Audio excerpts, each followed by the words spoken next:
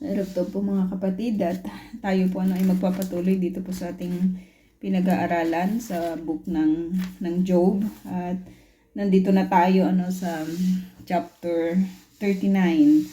At patuloy po nating tinitignan ito pong mga conversation na kung saan ay lay down sa atin, na ipagbigay alam sa atin yung mga ganitong klase ng mga pag-uusap na kung saan ay makikitaan po natin. Wala pong pinagkaiba kasi ang buhay ng tao sa nakaraan, sa kasalukuyan at maging sa hinaharap. It's the same pattern yung kung saan tinitest, 'di ba, yung tao at tignan po natin pagpapatuloy po natin verse 1. Sabi dito ng 39, ang panganganak ng mga kambing, alam mo ba kung kailan o ang panahon na ang usa ay magsisilang? So as we continue, 'di ba, gusto ni Job na makausap, 'di ba, yung Lord, at itong mga maririnig po niya mula po sa Panginoon ay ano po yung kanyang magiging response. Yun po yung ating titignan. At sabi dito, bilang mo ba ang araw ng anak niya habang nasa tiyan? Alam mo ba kung kailan ito iluluwal? So wala kahit na sino man yung makakaalam kung kailan, 'di ba, yung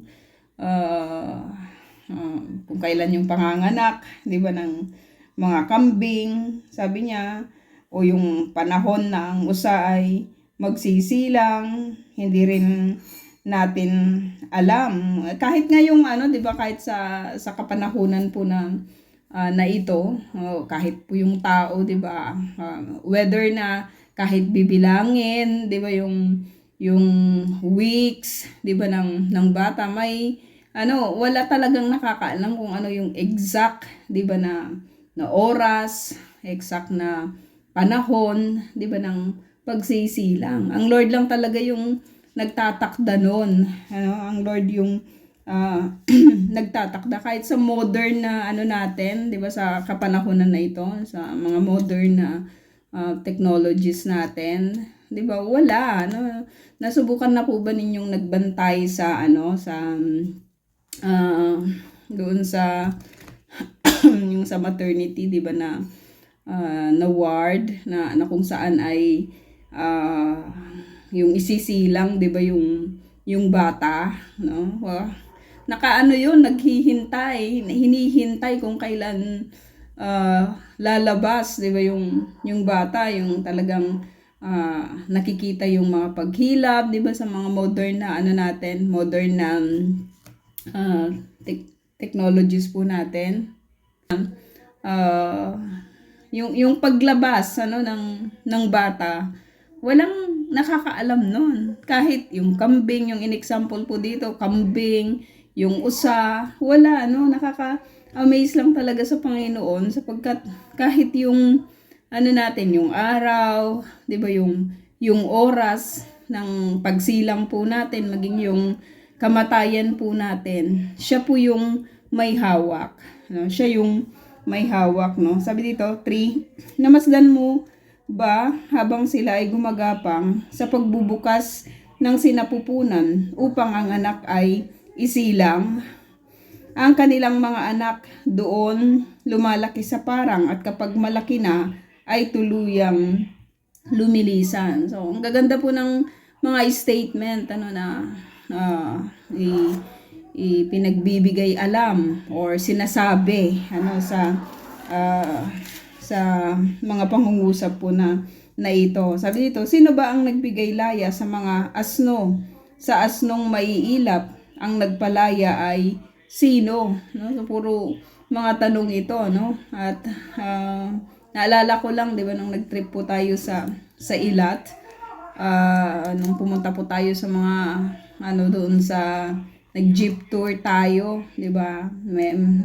Marami po tayong nakita doon, ano, na mga hayop, ano, na wild siya, no? Nakaka-amaze lang kasi 'di ba, kung paano po sila nabubuhay, kung paano sila nabubuhay doon sa disyerto, at ipinagbigay alam po sa atin, 'di ba, ng guide po natin na doon sa desert po na yon, kung saan ay patay, 'di ba, yung mga, especially kapag summer, mamamatay po yung mga damo, ano, at merong mga puno doon na yun pala yung kanilang kinakain, na kung saan ay yung dahon ay nag-hold na po yun, 'di ba, ng tubig. So kung may ano na sila, may pagkain na sila, meron na din silang inumin, ano? At ganun po nasusustain, 'di ba, yung kanila pong buhay. Sinong gumawa nun? Ano, sinong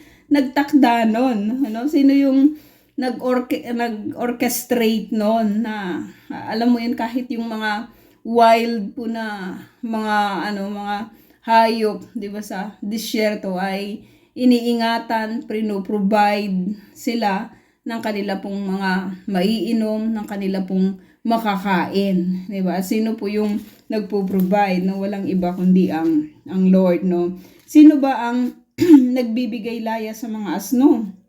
Sa asnong maiilap, ang nagpalaya ay sino? No? Tirahang ibinigay ko ay ang kaparangan, at doon sa maalat na kapatagan. Sila'y lumalayo sa lungsod na maingay, walang makapagpaamo at hindi mautusan. Ang pastulan nila'y ang kaburulan, hinahanap nila'y sariwang damuhan, no? So itong mga binabanggit, na mga statement po dito, mapapaisip ka lang talaga, 'di ba, na kahit gaano man ka powerful, 'di ba, yung tao, hindi niya kayang gawin, no? Hindi niya kayang i-control, 'di ba, yung mga nilalang po na ito, na kung saan ang Lord mismo, 'di ba, yung nagko-control, sa kanila. Siya po yung nagpo-provide, 'di ba, sa mga pangangailangan po nila. Siya po yung nag-iingat, 'di ba, sa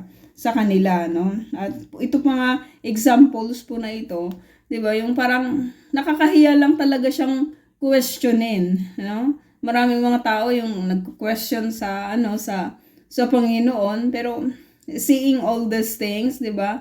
Reading sa mga kapanahunan po na ito, 'di ba, ko ang dami pong kayang gawin, 'di ba, ng Lord. Nakakahiya lang talaga minsan, 'di ba, sa part, 'di ba, ng tao, na parang sinasabi niya doon po sa kanyang pagko-question na parang walang ginagawa, 'di ba, yung Diyos po na ito, na parang hindi niya alam, 'di ba, yung kanyang ginagawa, ano? At sabi dito, ang mailap na toro iyo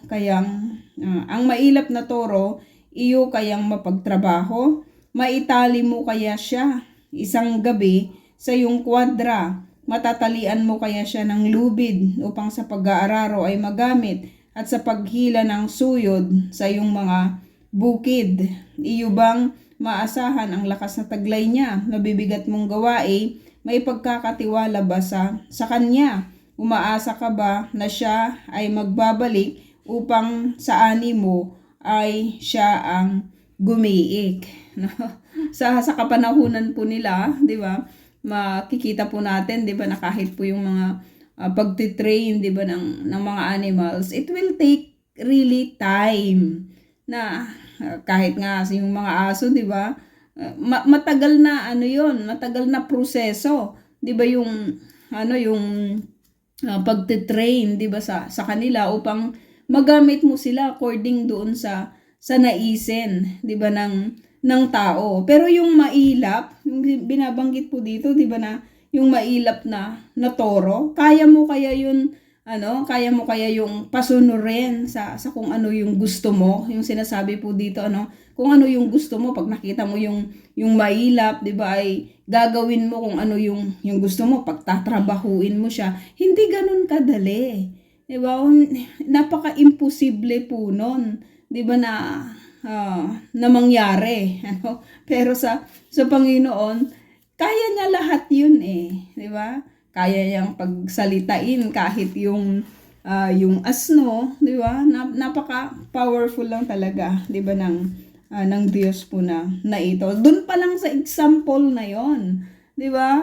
Doon pa lang wala nang kayang gawin yung tao. Questionin pa kaya kung ano nangyayari sa mundo, 'di ba? Yung parang sasabihin na wala namang hindi nakikita ng Lord kung ano yung parang ikaw na lang yung nakakakita, 'di ba, sa lahat ng mga kabuktutan, lahat ng mga kasamaan, 'di ba, sa mundo. Minsan sinasabi pa na wala siyang ginagawa, busy siya o kaya natutulog siya. Pero dito pa lang makikita po natin na grabe na yung pwede po niyang gawin, ano?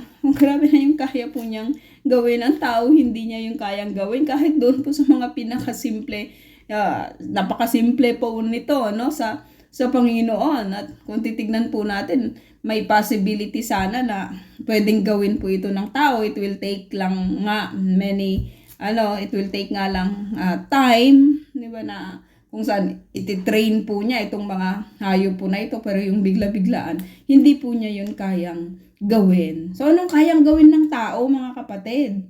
Di ba? Kung titignan na, ano ba yung kayang gawin ng tao? Ano, sa kanyang nature, destruction lang yung kaya niyang gawin eh. Di ba? Ano yung kaya niyang ipagmalaki? Di ba, sa Diyos po na lumalang sa lahat ng bagay, no? Ano lang talaga yung tao minsan, 'di ba?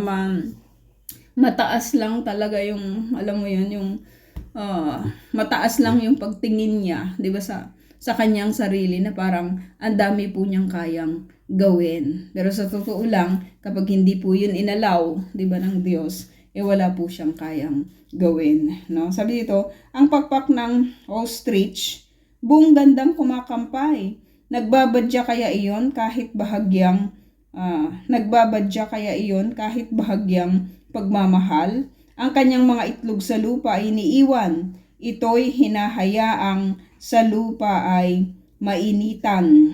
Di niya iniisip na baka ito'y matapakan o baka madurog ng mailap na nilalang. Sa mga inakay niya, siya ay malupit. Hindi niya alintanang hirap niya ay di masulit. Sapagkat pangunawa ay di ko siya binigyan, di ko hinatian ng kahit kaunting katalinuhan. Yung mga ostrich, di ba? I am not familiar with this kind of creature, di ba? Pero sinabi po sa atin, di ba, ng scripture na ganun pala siya, 'di ba? Kapag nangitlog na siya, ay kanya nang iniiwan, no? Buti pa yung mga manok nililimliman, 'di ba, yung kanyang mga itlog, habang lumalaki po yung manok, 'di ba, ay kasama po niya yung kanyang mga sisiw hanggang sa sila'y magsilakihan na. Pero yung ostrich ibang-iba pala, 'di ba, na alam mo 'yon, sinabi ng Lord na hindi ko siya binigyan ng kahit sa pangunawa, ay di ko siya binigyan, di ko hinatian ng kahit kaunting katalinuhan, no? Ngunit napakabilis kapag siya'y tumakbo, pinagtatawanan lang niya kahit ang kabayo. So kahit ganun po yung pagkakalikha niya, 'di ba, napaka-unique po yung kanyang pagkakalikha. Pero sino yung nag-iingat doon sa mga itlog? Yung nanay wala nang pakialam doon sa kanyang mga itlog. Sino yung nag-iingat doon? Na itong mga itlog na ito ay hindi matapakan, itong mga itlog na ito ay hindi makain, itong lahi na ito ng mga nilalang ay magpapatuloy, 'di ba? Sino may gawa noon? Walang iba, 'di ba, kundi ang Lord, no? Kahit yung creature na walang katalinuhan, no? Yung creature na walang pangunawa, 'di ba? Meron din siyang kalakasan, no? Sinabi po dito na kapag siya po ay tumakbo, pinagtatawanan lang niya kahit ang kabayo, sapagkat sabi dito mabilis po siya, 'di ba, sa kanya pong ah, pagtakbo. Sinong gumawa nun? Sinong may gawa nun, Job? No? Kaya mo bang gawin yung ostrich na to, 'di ba? Kaya mo bang gawin yung yung pagiging unique niya, 'di ba, na creature? Wala eh, matatahimik ka lang talaga eh. 'Di ba? Kahit naman sa atin, ano ba yung ginawa natin, no? Marami pong invention yung tao sa kapanahunan po na ito, no? Pero saan siya kumuha ng materials? Doon po sa kanyang invention, no? Hindi siya yung nag-create noon, no? Pero sa Lord, siya yung nag-create, 'di ba, ng lahat po ng bagay. Kaya wala talaga po walang po pwedeng may pagmalaki, 'di ba, yung tao. Kahit yung ganito pong mga invention, no? Yung mga gadgets po natin, saan ba nila yan kinuha? Saan ba saan saan nila kinuha yung mga materials na ito para makapag-produce sila, 'di ba, ng kung anong meron, 'di ba, ngayon sa tao, no? Wala, no? Si Lord yung nag-create, 'di ba, ng lahat ng bagay. Tapos tatanungin mo siya, 'di ba, kung bakit hindi siya umaaksyon. 'Di ba? Tatanungin natin kung bakit niya hinahayaan yung mga ganito, yung mga ganyan, 'di ba, na mga bagay, no? Nakakahiya lang talaga, 'di ba, sa Panginoon, no? Maintindihan natin si Job na pagkatapos po ng lahat ng mga statement po na ito, ay ano po yung kanyang gagawin, no? Ano yung kanyang sasabihin? Ikaw ba ang nagbigay ng lakas sa kabayo? Ikaw ba ang naglagay ng magandang buhok nito? 'Di ba? Sa bagyo kinukulayan nila, 'di ba? Mini-makeupan yung mga kabayo, 'di ba? Pero sino yung nag-create ng kabayo, no? Sino yung nagbigay ng lakas niya? Sino yung naglagay, 'di ba, ng kanyang magandang buhok? Hindi naman yung tao, 'di ba? Ikaw ba ang nagpapalukso dito na parang balang at kapag humalinghing ay kinatatakutan? Nagpapakitang gilas sa pagkamot niya sa lupa at napakabilis tumakbo upang makidigma. Siya ay nagtatawa sa gitna ng panganib, sa tabak na nakaumang, hindi siya nanginginig. Hindi siya nanginginig. Ang mga sandata ng sa kanya ay nakasakay sa sikat ng araw, kumakalampag at kumikinang, no? Sa kapanahunan nila, ganyan po yung yung digmaan, 'di ba? Yung sa movies na lang natin ito napapanood, 'di ba, sa kapanahunan po na ito. Pero sa kapanahunan nila, ganyan po yung pamamaraan, 'di ba, ng kanilang pakikidigma, ano? Sa kapanahunan natin ngayon, high-tech na lahat, ano? Mga pindot-pindot na lang, mga alam mo 'yun, mga nilo-launch, 'di ba, yung mga rockets, no, may mga baril-baril, 'di ba, na create na sa kapanahunan po na ito. Lahat ng mga creation, lahat ng mga madalas yun, lahat ng mga creation ng tao, 'di ba, especially doon sa sinasabi po niyang security, para rin doon sa destruction din, 'di ba, ng tao at ng kanyang kapaligiran, no? Ganun po yung mundo. Kaya nga, kung titignan po natin, 'di ba, masisira lang talaga yung mundo na ito sa sinasabi, 'di ba, na apoy, sapagkat ganyan na yung ganyan na yung pamamaraan, 'di ba, ng destruction na ginagawa, sa pamamagitan ng pakikipagdigma, tayo na nandito sa Israel, nauunawaan po natin, 'di ba, na kapag tumama po yung mga rockets, talagang apoy po, 'di ba, yung meron, no? At nasisira po kahit po yung mga matitibay, 'di ba, na mga buildings, no, or mga bato na matamaan po ng bomba, no. Grabe pong no. Sinong nag-create ng mga bomba po na 'yon? 'Di ba? Ang tao.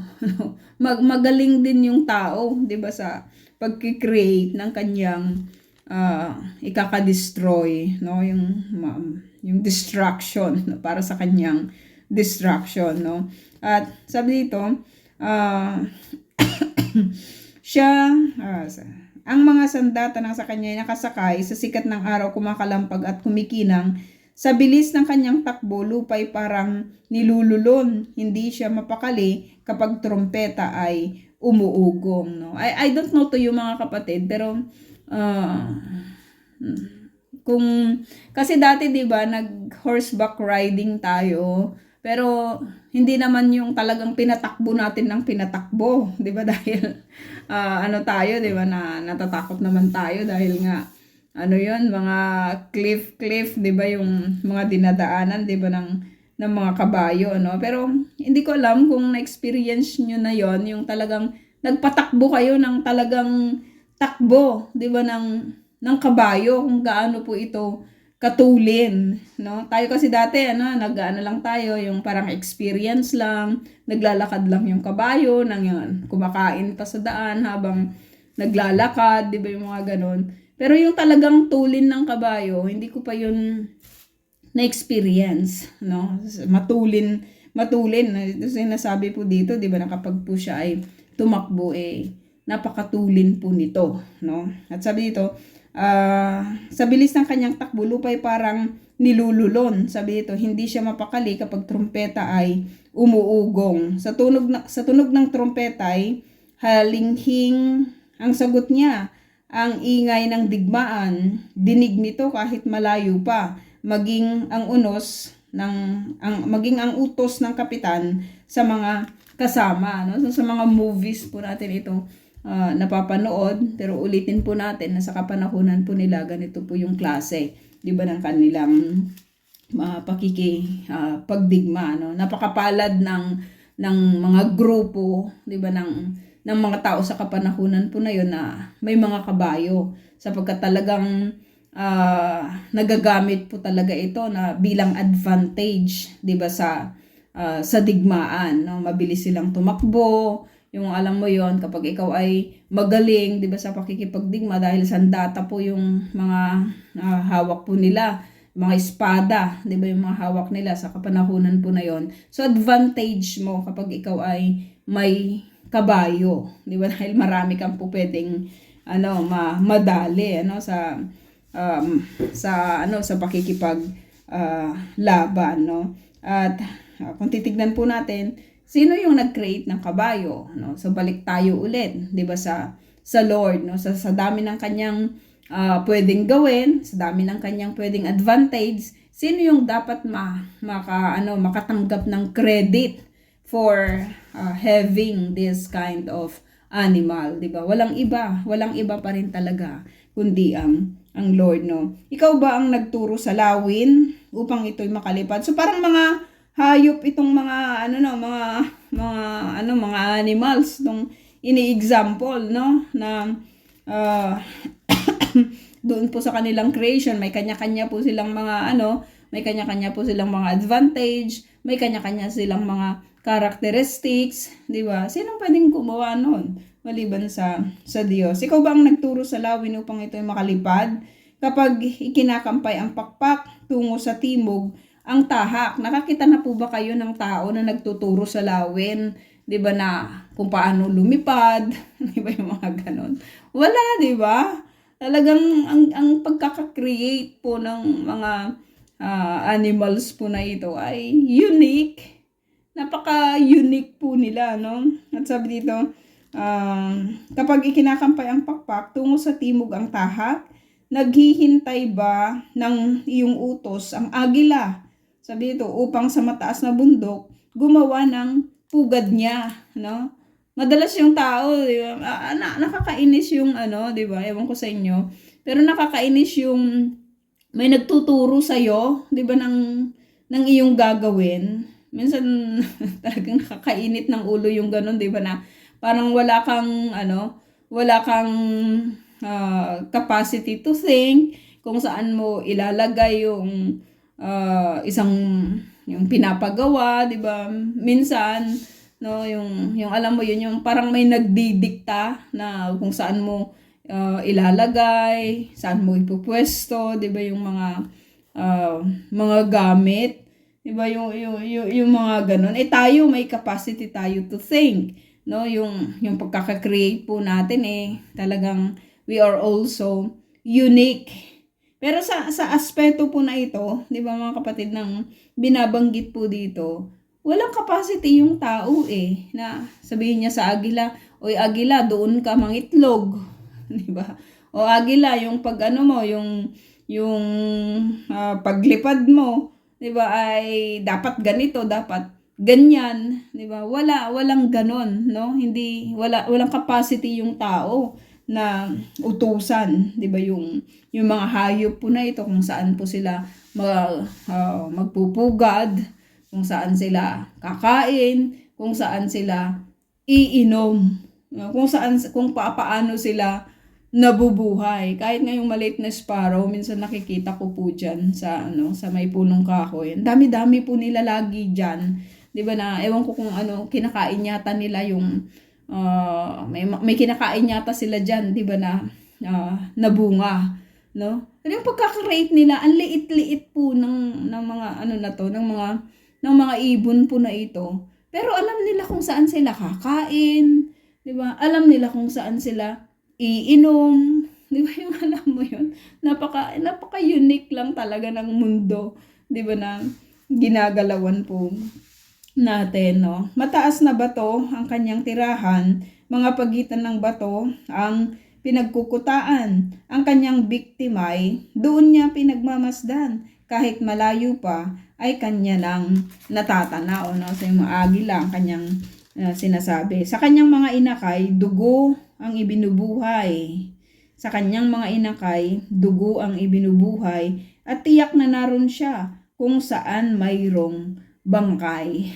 Dugo daw ang kanyang ibinubuhay, di ba? Doon po sa kanyang mga inakay. Sapagkat tumitingin siya, di ba, ng mga bibiktimahin niya, at kung saan makakakuha siya, di ba, ng kanya pong biktima, yun po yung kanyang ibinibigay, di ba, sa kanyang mga inakay, no? Sinabi ni Yahweh kay Job, ang mapaghanap ba ng mali ay mangangatwiran, at sa makapangyarihan ay makikipaglaban.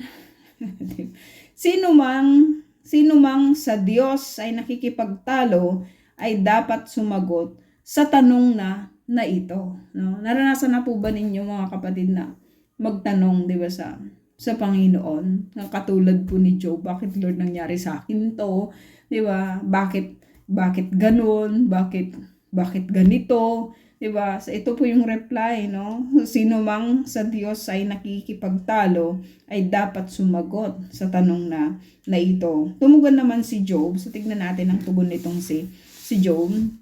Tumugon naman si Job, narito, ako'y hamak at walang kabuluhan. No?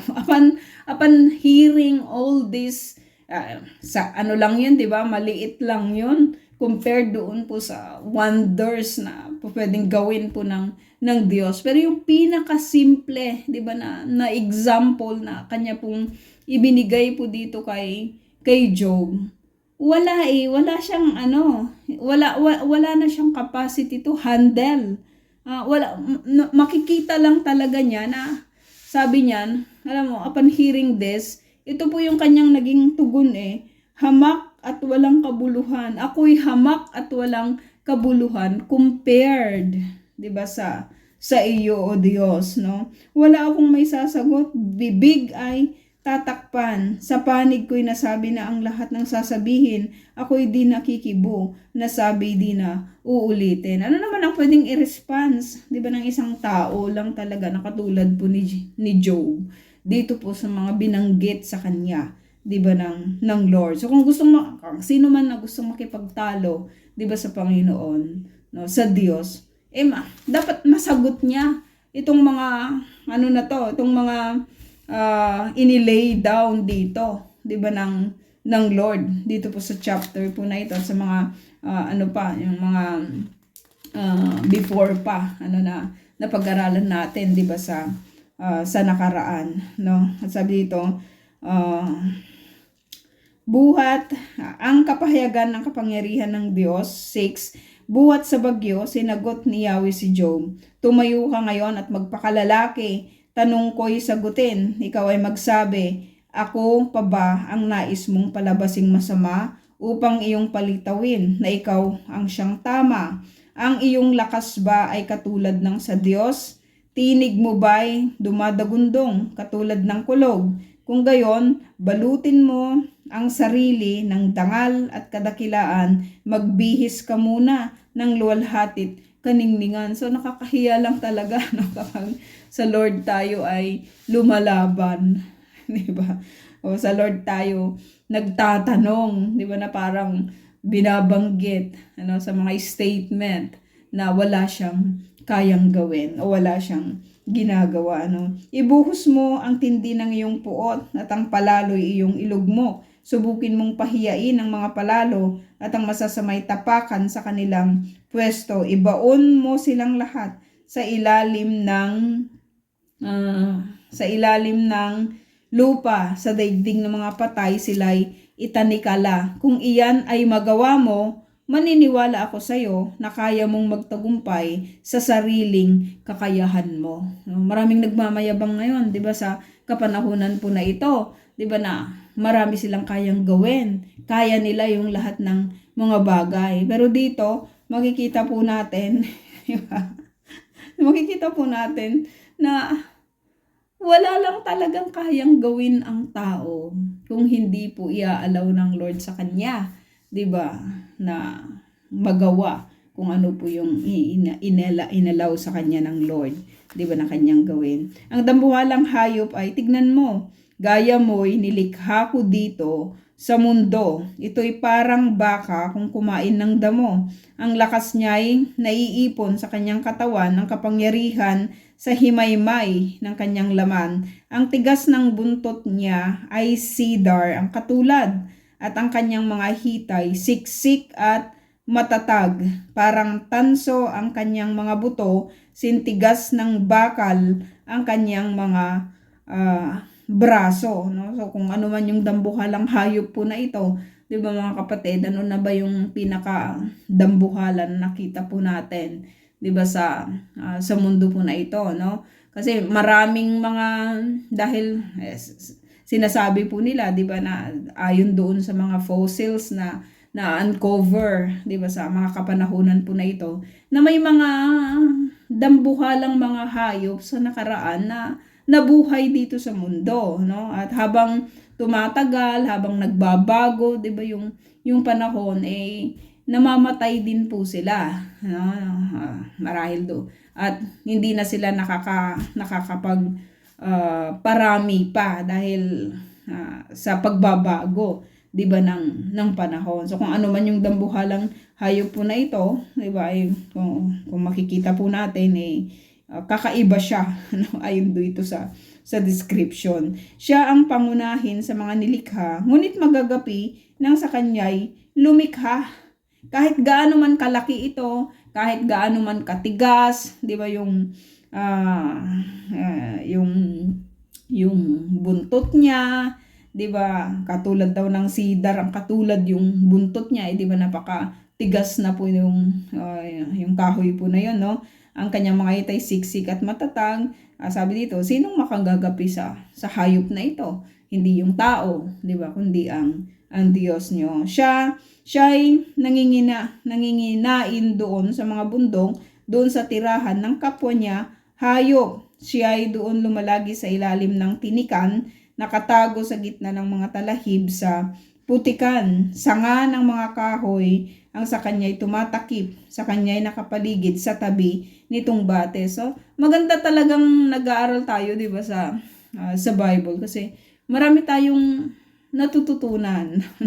Marami, parang bumabalik tayo, bumabalik tanaw tayo sa nakaraan. Na kahit dito po sa mga examples na ito, hindi naman po natin naabutan na itong mga sinasabi po dito. Pero ma-amaze lang tayo lang talaga sa mundong kinagagalawan po natin, no? Na bago po tayo nandito, mga kapatid, marami na pong mga nagdaan pa, 'di ba, na mga tao before us. no? Alam mo yon yung ano kaya yung mga naging buhay nila, 'di ba? Yung dati nating tanong, sino yung kasi napakahirap na nating i-identify ngayon eh. 'Di ba kung saan tayo nagmula? Ang kaya lang natin ay yung hanggang tatay ng lolo natin. Pero yung lolo sa lolo, sa lolo sa lolo, 'di ba? Hindi na natin yun kilala, no? Pero kung paano kaya sila nabuhay noon, no? Ano kayang klaseng ano ano kayang klase ng sitwasyon nila or pamumuhay nila, 'di ba? Wala na po tayong alam, no? Pero dito sa scripture, ang tagal na nito. 'Di ba mga kapatid, dan taon na yung nakakalipas, 'di ba? Pero sariwa pa rin po sa atin kung papaano po yung pagkilos, yung paggawa, 'di ba ng Diyos, no? Nakikita po natin talaga kung papaano po siya gumawa or kumilos, no? Hindi siya natatakot, lumakas man ang agos, sabi dito, ang Jordan man ay lumalim, mahinahon pa rin kung kumilos. Siya kaya ay mahuli sa pamamagitan ng bingwit, makuha kaya siya sa ilong sa pamamagitan ng kawit. Mga tanong-tanong po ito, no? At ano na pong oras? Yun. 41, sabi dito, mahuhuli mo ba ang Leviathan sa pamamagitan ng pamingwit? Imposible naman yun, di ba? May tatali mo ba ang dila nito sa pamamagitan ng lubid? Yan, laki-laki po nun, di ba, na isda, di ba, sa garakitan, tapos bibingwitin mo lang, di ba? Imposible po yon. Matatalian mo kaya ng lubid ang ilong nito? Tatagusan kaya ng kawit ang mga paa nito? No, hindi rin. Siya kaya ay lumapit at lumuhod sa harap mo, magsalita ng malumanay at magmakaawa sa iyo? Hindi rin, di ba? Imposible rin yun. Di ba na mangyayari yung Leviathan, laki-laki po nun, di ba, na isda ano sa karagatan, no? Siya kaya ay makiusap at ikaw ay pangakuan na sa habang buhay ikaw ay paglilingkuran? Hindi rin, di ba? Wala pa tayong nakita, no, maging sa kasaysayan, di ba? Maliban doon po kay Jonah, di ba, dito po sa scripture. Pero after that, di ba, ay wala na tayong nakitang gano'n na nakikiusap yung Leviathan, di ba, sa tao, nangangako, di ba, paglilingkuran. Walang gano'n, no? Wala lang. Siya kaya ay parang ibong tatalian at lalaruin upang ang mga babaeng lingkod mo ay aliwin. Tawaran kaya siya ng mga mamimili. Paghatian kaya siya upang may pagbili. Hindi rin, di ba? Tablan kaya ang makapal niyang balat. Tablan kaya ang makapal niyang balat sa ulo, kaya niya'y tumagos ang matulis na sibat, no? Posible din yon. Hawakan mo siya kahit na minsan lang, hindi mo na uulitin dahil sa iyong paglalaban. Dahil sa iyong paglalaban. Ang sino may sa kanya'y makakita, sa lupa'y mabubuwal, nawawalan ng pag-asa kapag siya'y ginambala, ubod siya ng bagsik, sa kanyang harap ay walang na nangahas lumapit. Sinong lulusob sa kanya at hindi mamamatay? Walang makagagawa nito sa buong sanlibutan, no? Walang makagagawa nito sa buong sanlibutan, no?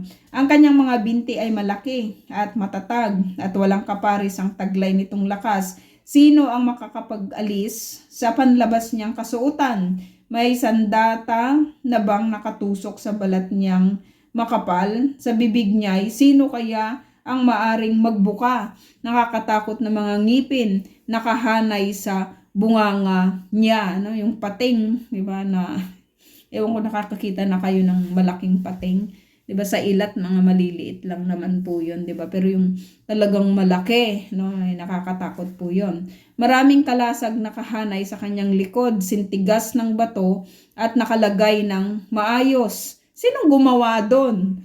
Di ba? Masinsin ang pagkaayos, ito'y dikit-dikit, walang pagitan ni hangin ay di makasingit. Kung siya ay bumahin, ang ilong ay nag-aapoy. Mata niya'y mapula parang araw sa dapit hapon. Mula sa bibig niya'y may apoy na lumalabas. Mga baga ng apoy ay dooy sumisiklab. No? Anong klaseng hayop to, no? Sa ilong niya'y nanggagaling ang makapal na usok, parang usok na nagmumula sa kumukulong palayok at damong sunog. Hininga niya'y nagbabaga sa init at sa init ay nag-aalab. Naglalagablab na apoy sa bibig niya'y nagbubuhat. Ang kanyang liig na may puno ng kalakasan, sino mang makakita sa kanya'y kinikilabutan. Walang mahinang bahagi sa kanyang balat tulad ng bakal, matigas at makunat. Ang tigas ng kanyang puso, bato ang katulad, gaya ng batong gilingan sa tibay at tatag. Sinong nakakaalam sa lahat ng mga bagay po na ito? Di ba na binabanggit po sa atin? Maliban doon sa kung sino yung gumawa nun. Di ba yung creator? Kapag siya ay tumayo, masisindak rin ang pinakamalakas. Wala siyang magawa at sa takot ay tumatakas. Pagkat siya ay ditatablan kahit na ng tabak, maging sa palaso ng punyal o ng sibat. Sa kanya ang bakal ay parang dayaming marupok. Ang katulad nitong tanso ay kahoy na nabubulok. Sa palasoy, hindi siya maaring mapatakbo. Sa kanya'y parang dayami ang tirador at ang bato. So kung ganito, sino ang pwedeng makakuha dito sa sinasabi po dito? Sino yung po pwedeng parang may pumutok. Sino yung po pwedeng mag-control nito? 'Di ba? Kung hindi kayang kontrolin ng tao, sino ang may kaya, no? Sino ang pwede? Kahoy na panghangpas sa kanya'y para lamang pakpat, tumatawa lamang siya kapag siya'y sinisibat. Kaliskis ang kanyang tiyan ay napakatalas at sa putik na daanan nagiiwan ng mga bakas. Kaya niyang pakuluin ang malalim na tubig. Hinahalo niya ang dagat na parang palayok ng langis. Ang kanyang madaan ay kumikislap sa liwanag. Ang akala mo sa tubig, puting buhok ang katulad. Dito sa daigdig ay wala siyang katulad. Pagkat siya'y walang takot, hindi nasisindak. Sa lahat ng mga hayop ay mababa ang tingin niya. At sa kanilang lahat ay naghahari. Ang naghahari ay siya, no? So grabing klaseng hayop itong sinasabi po sa atin, no? 42, sabi dito, kinilala ni Job ang kanyang pagkakamali. Ito naman ang sagot ni Job kay Yahweh. Alam kong ang lahat ng bagay ay kaya ninyong gawin, no? Kasi lahat ng mga binanggit po dito hindi kayang gawin ng tao, 'di ba? Maliban sa Diyos. At nakita po 'yon talaga nitong si Job, no? Tayo mga kapatid, nakita rin po ba natin na wala tayong kayang gawin compared dito sa Diyos, no? Sa kung ano yung kaya niyang gawin. At walang makakapigil sa lahat ng inyong balakin. Itinatanong ninyo, sino akong nangahas na kayo'y pag-alinlangan?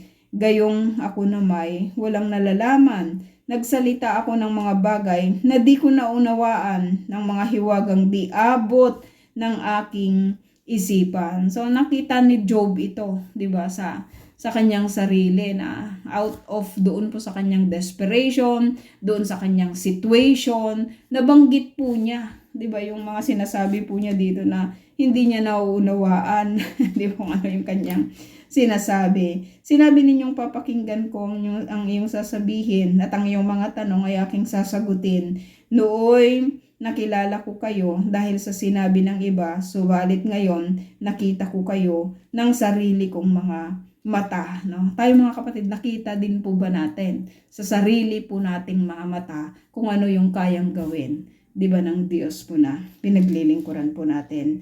Kaya sabi dito, ako ngayon ay nagsisisi, ikinakahiya lahat ng sinabi sa alabok at abo, ako ay nakaupo. Pagkasabi nito kay Job, si Eliphaz na Temeneo naman ang hinarap ni Yahweh. Sinabi niya, matindi ang galit ko sa iyo at sa dalawa mong kaibigan, sapagkat hindi ninyo sinabi ang katotohanan tungkol sa akin tulad ng ginawa ni Job, no? So nakita natin, 'di ba, kung paano po nagsalita yung mga tao po na ito, pero yung final judgment kasi is from the Lord, at ito yung judgment ng God, 'di ba, sa kanila, no, na hindi nila sinabi ang katotohanan tungkol sa Diyos na ito, 'di ba? Tungkol sa Diyos na ito. So kung i-apply po natin 'yon sa atin pong mga sarili, mga kapatid, sinasabi rin po ba natin yung katotohanan tungkol sa Diyos na atin pong pinaglilingkuran? Kasi kung hindi, sabi dito, matindi yung galit ng Diyos na ito. No, sabi dito, kaya ngayon, kumuha kayo ng 7 toro at 7 tupa. Dalhin ninyo ito kay Job at sunugin bilang handog. Ipapanalangin kayo ni Job. Siya lamang ang papakinggan ko para hindi na kayo pagbayarin sa inyong kahangalan dahil sa hindi ninyo paglalahad ng buong katotohanan tulad ng ginawa niya. So kung hindi kayo papanalangin ni Job, hindi ko kayo pakikinggan. Siya lang yung gusto kong pakinggan, no? Ganun nga ang ginawa ni Eliphaz na Temeneo, Bildad na Suhita, at Sofar na Naamita. At ang panalangin ni Job ay dininig ni Yahweh. So, nakita natin mga kapatid, di ba, na itong pangyayari po na ito sa buhay ni Job. Nakita rin po natin yung pagsisisi niya doon sa lahat ng kanya pong mga sinabi, na out of, sabi dito. Maintindihan natin kasi yung isang may sakit na matagal na, tapos parang desperate na, di ba, sa kanyang buhay.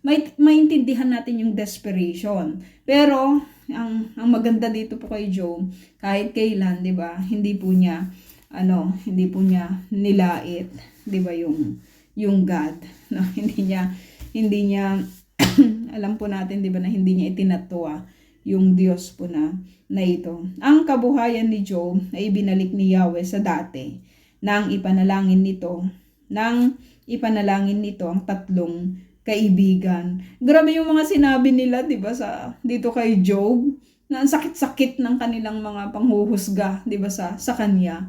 Pero nagawa pa rin ipanalangin ni Job sila sa ganung kalagayan ni Job sa kapanahunan po na iyon. 'Di ba? Grabe yun, Grabe lang talaga yun, no? At sabi dito, at dinoble pa ni Yahweh ang kayamanan ni Job. Lahat ng kapatid nito, mga kamag-anak at kakilala ay dumalaw sa kanya at nagsalo-salo sila. Bawat isa ay nakiramay sa nangyari sa kanya at nagbigay ng salapi at singsing na ginto. No? Nakaka-amaze lang kung paano po blines ulit itong si Job. Ang mga huling araw ni Job ay higit na pinagpala ni Yahweh. Binigyan niya ito ng 14,000 tupa, 6,000 kamelyo, 2,000 baka at 1,000 inahing asno, no? Sabi dito, nagkaroon pa si Job ng 7 anak na lalaki at 3 anak na babae, no? 7 plus 3, no? Ang pangalan ng mga babae ay Jemima, Kisha, at Keren Hapuk. Ang mga anak na babae ni Job ang pinakamaganda sa buong lupain. Pinamanahan din niya ang mga ito tulad ng mga anak na lalaki. Si Job ay nabuhay pa ng 140 taon, 140, no? Inabutan pa siya ng kanyang mga apo sa ika-4 na salinlahi. Matandang-matanda na siya nang mamatay, no? So happy ending yung nabasa po natin. Actually, hindi lang naman ito yung una po nating pagkakabasa sa account po ni Job, pero magandang paalala ulit po sa atin, mga kapatid, na ang lahat ng mga trials na nangyayari sa buhay po ng isang tao ay alam po ng Diyos. At sa mga nagdadaan, 'di ba, sa mga sitwasyon na kahit sabihin po natin na mahihirap, kontrolado po 'yon, 'di ba, ng Panginoon, no? At ang lesson po na nakita po natin dito sa time po ng mga trials, hindi po natin pala dapat kini-question, 'di ba, yung God. Pero yung response po natin 'di ba, sa lahat ng mga pangyayari sa buhay po natin is yung ipagkatiwala sa Diyos ang lahat dahil alam po niya kung ano po yung kanyang ginagawa, no? What is left sa atin is to trust that God, 'di ba, na siya namang talagang tunay na nagmamahal, 'di ba, sa bawat isa po sa atin. So yun po yung lesson po natin mga kapatid, at itatype po na lang po yung ating question. Erev po. Inay Nympha.